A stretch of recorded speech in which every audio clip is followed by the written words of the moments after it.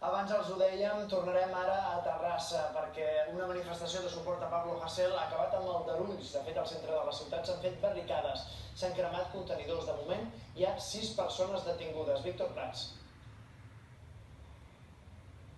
Sí, ara la situació és tranquil·la, però aquesta manifestació que ha començat a les 8 de la tarda i que ha recorregut el centre, doncs ha tingut moments de tensió, com deies. S'han cremat contenidors a la Rambla de Gara, a una via molt cèntrica de la ciutat.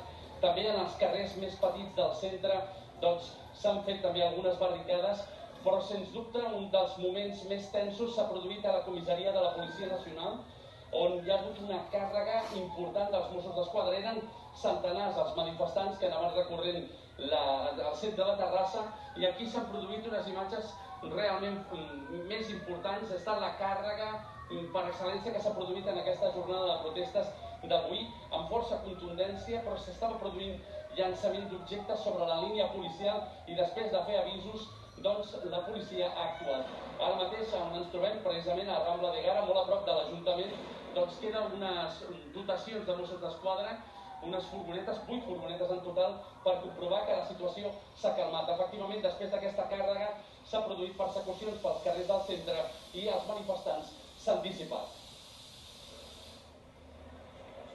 Moltes gràcies, Víctor. Evidentment, al 324, a partir de quan acabem el Telenotícies, podrem veure l'actualització del que està passant a Terrassa en aquests moments.